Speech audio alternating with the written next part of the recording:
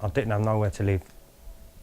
I'd just finished rehab and I needed somewhere to live. I was worried whether I'd go back to using and that. And the hostel, what it was a dry hostel as well, so at the time it was like somewhere safe for me. And it was alright at the beginning. It was alright at the beginning, I must say that, for the first couple of months.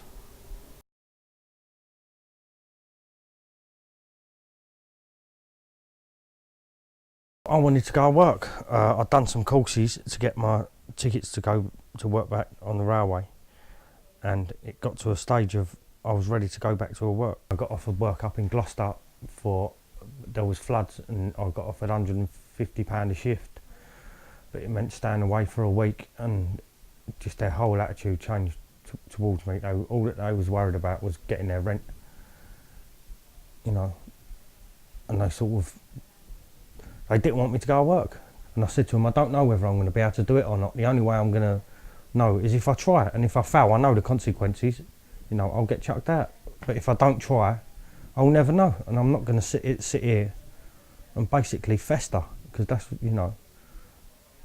what they just want you sitting there and, sort of mundane, isn't it? Mundane life. That's how I sort of describe it. Sitting there, getting up, nothing to do during the day. Just eating and sleeping, that's it. And and I didn't want that no more.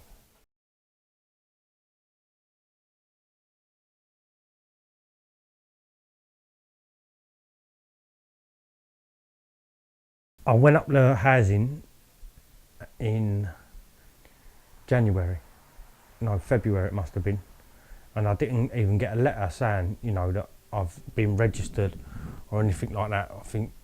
I think about a week before I left, I got a letter off of them saying that I'm on their register and I hadn't started bidding or nothing. So I was just like, forget that, I sort of knew.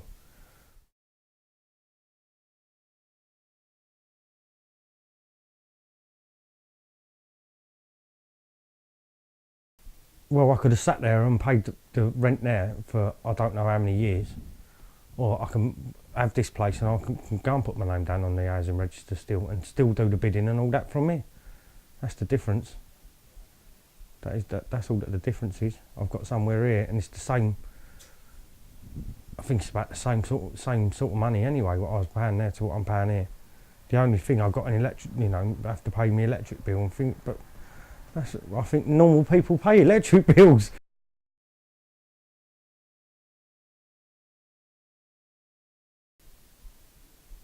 Yeah, the only reason I would prefer social housing is because it's cheaper rent.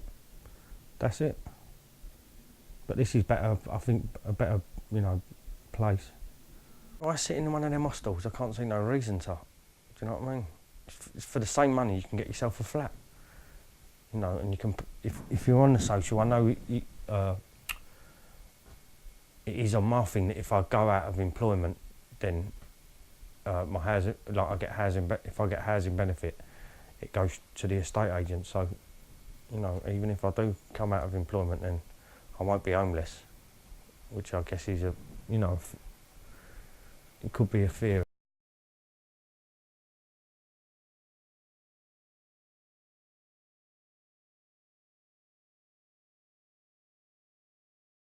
Council housing, and housing associations. None of that come true. None of it at all. They didn't have no one coming from the housing, and they didn't have, they got offered two flats a year, what they can nominate people. And the one I was living in, there was, I'd say, 70 plus people there.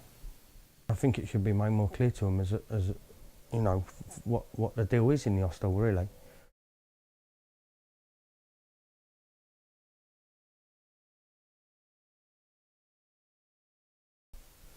For independence and have my son stay with me. To have independence and I didn't know, I've had flats before but they've never been in my name. Subletting off my mates and all that, but never done it legally, really. Do you know what I mean? And I thought, right, let's see if I can do it. Because I don't know whether I can do it or not. The only way I'm going to find out is by trying. And if I don't try, I won't know.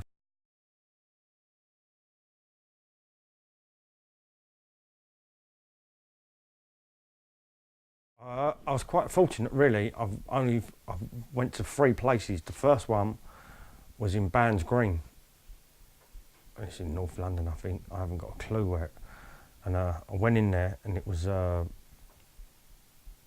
a studio flat. And it was tiny, and it was £150 a week as well. And I walked in there and thought, shit, is that all I'm going to get for my money? I was horrified. Do you know what I mean? It had all mould in the bathroom as well. I was thinking, is this what I'm going to get for 150 quid a week? I was really, really horrified. Do you know what I mean?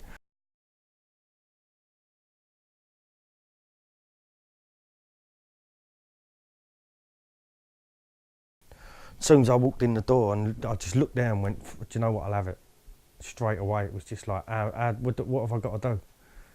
And then the estate agent turned up, and I said, I'll have it, what have I got to do? And there was more people coming to view it that night as well.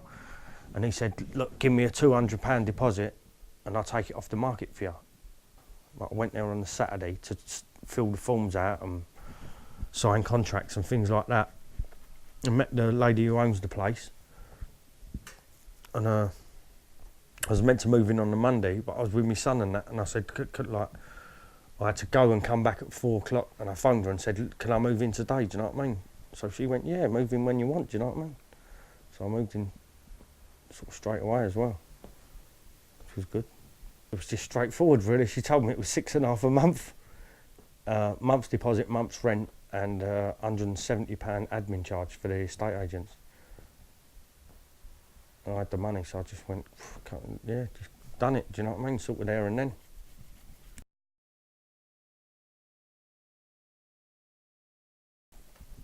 You know what, I don't even see her. I only see her when, like, 2 letters come for her. And that's the only time I see her. I've texted her over Christmas saying Happy Christmas, and my bank ain't set up properly yet for a direct debit, so what I've been doing is I'm meant to pay my rent on the 10th, so I just put it in there on the 9th and send her a text. I'll put your money in the bank. So that's she's just, all she wants is someone to pay the rent. It's just basically, how I'm looking at it is, don't break anything, and if I do, tell her, and just pay me rent, and that's it.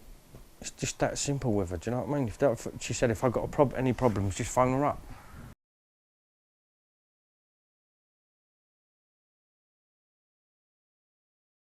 I was chatting to her, like, she seems quite friendly. She said, look, I bought it to rent it out, so I want someone in there for as long as possible.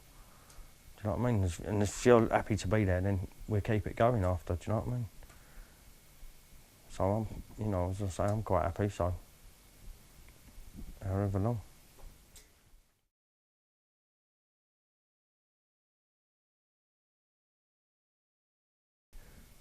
No, as long as I can pay the rent, I can't see there being a problem.